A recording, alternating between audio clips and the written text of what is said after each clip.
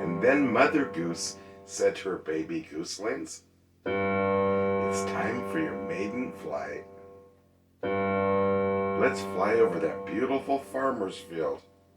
It's going to be so much fun."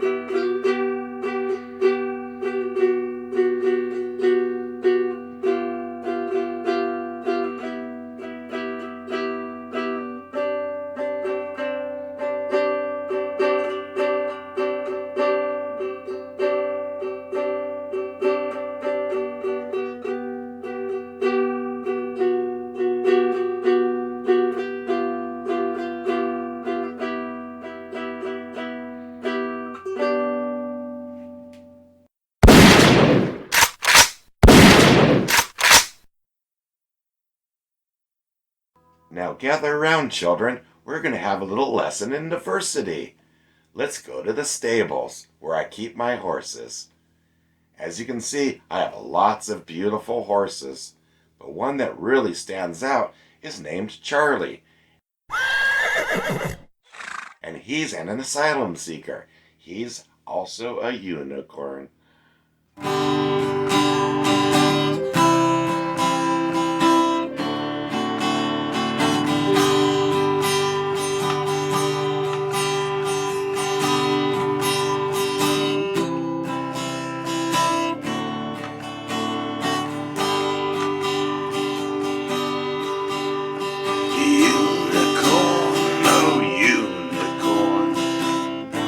Just a horse with a horn. Everyone says that you look very funny. You're just a horse that is horny. Hey kids, put away your toys now. It's story time. Everybody grab a blankie and a pillow and come up front here. Today's story is called Little Timmy and the Puzzle Bear.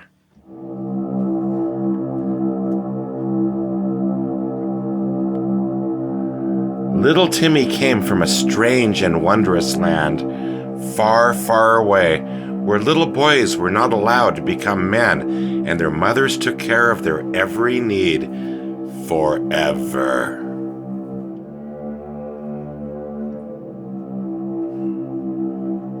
Because of this, little boys grew safely into strong men who never had to face a challenge in their lives whatsoever.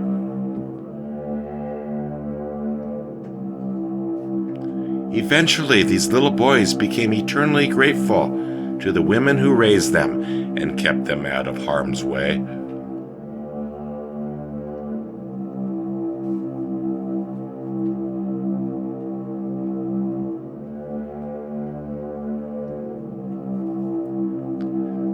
Little Timmy had 4 brothers and no sisters. Little Timmy was the youngest of his siblings and was born at a time in his mother's life when she was surprised to be able to bear yet another son.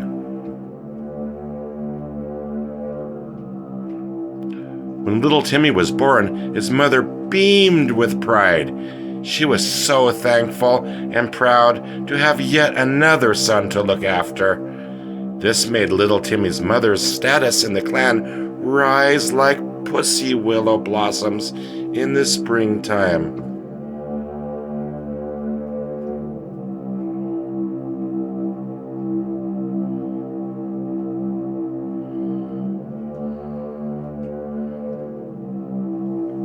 Little Timmy was born a healthy young man, and for all outward appearances, he appeared quite robust.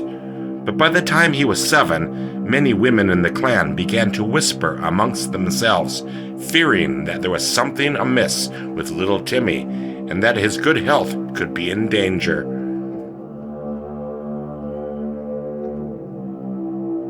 Unlike other little boys in the clan, little Timmy liked to explore the world on his own and far away from his mother.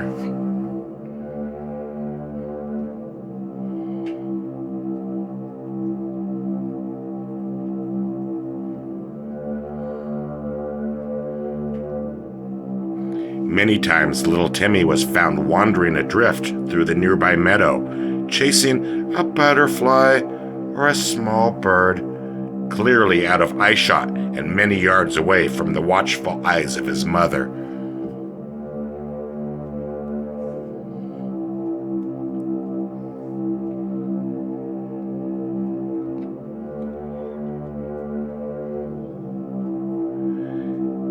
As little Timmy progressed in years and age 9 came about, he was given over to regular bouts of what the women in the clan called wanderlust.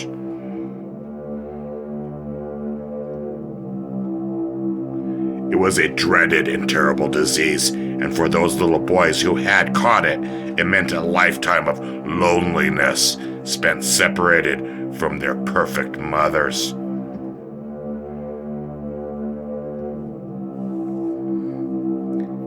Extra care should be taken to protect little Timmy, the eldest woman of the clan proclaimed, lest he fall prey to the puzzle bear and be eaten whole.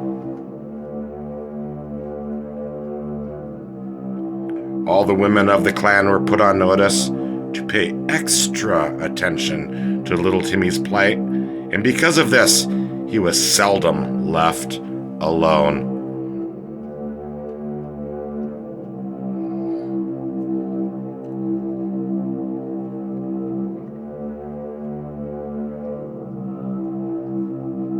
But seldom left alone does not mean never left alone.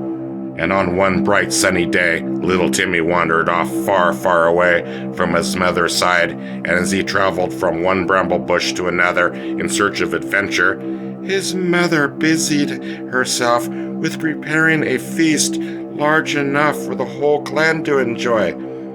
It was little Timmy's 20th birthday after all, and his mother was never so proud.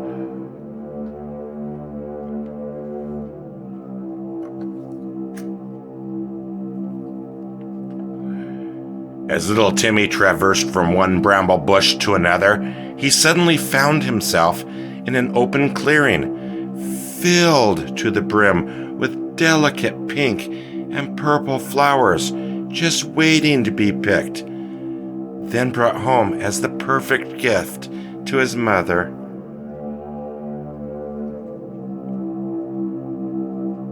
As little Timmy bent groundward and began to arrange a beautiful bouquet, he came across a most startling object indeed. It was a large bear's head, and the head snarled in anger and bore its sharp teeth. Then, to little Timmy's surprise, the bear's head began to speak, and in the most puzzling kind of way.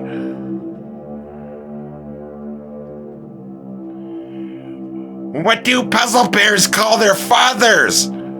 the bear's head inquired from little Timmy. Little Timmy scratched his 20-year-old head, attempting to get a mental grip on the current situation. I just don't know, little Timmy exclaimed. Please do tell." "Bear paws!" "Get it? Bear paws!" The bear's head snarled in ferociously mad laughter. Little Timmy paused for a moment, flashed a wide grin smile, and began to enjoy the camaraderie of his newfound friend. "You want to hear another one?" the bearhead inquired. "Oh, yes," stated little Timmy with enthusiasm. "Do start."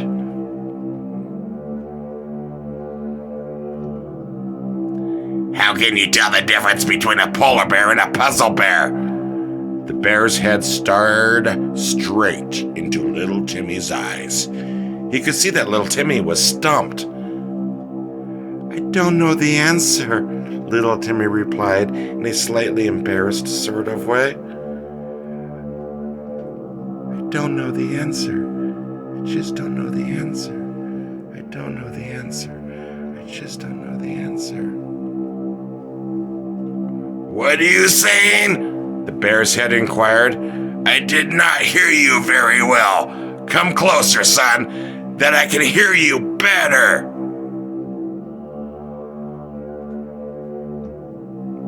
Little Timmy inched himself closer to the bear's head and repeated his earlier statement. I don't know the answer. I don't know the answer. I don't know the answer. I don't know the answer. I don't know the answer. I don't know the answer. I don't know the answer. The bear's head shifted from side to side and then proclaimed that it was still unable to hear little Timmy's answer to the puzzle. Lean closer towards me, the bear's head snarled. Whisper the answer into my left ear so I can clearly hear you this time. And little Timmy, being the good little boy that he was, did exactly what he was told. He leaned down toward the bear's head and whispered directly into the bear's left ear. And as he shyly whispered, I don't know the answer. I don't know the answer. I don't know the answer. I don't know the answer. The puzzle bear ate little Timmy whole. After licking its lips clean and letting out a satisfied burp, the puzzle bear's head revealed the answer to the puzzle. Well, it's easy. A polar bear lives on an iceberg, while a puzzle bear lives in 1,000 hard-to-assemble pieces in a thin cardboard box. The puzzle bear's head roared with laughter, then roared with laughter again.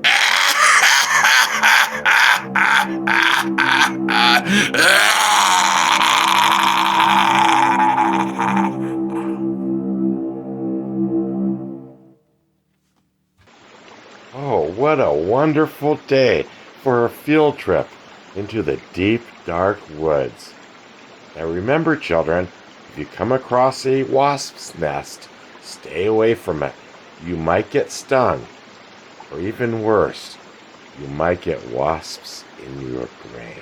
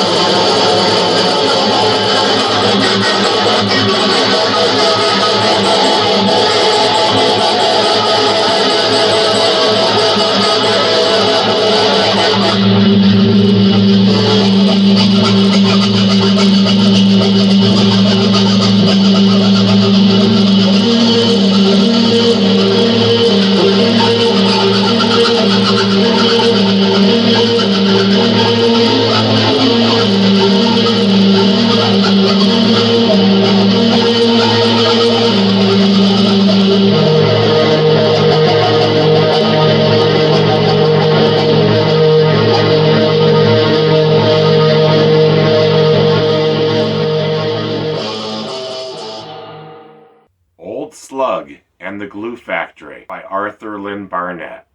Old Slug was the fastest horse for years at the Santa Anita racetrack in Los Angeles, California. With the call, the Santa Anita Derby, Frank Miramati. They're in the gate.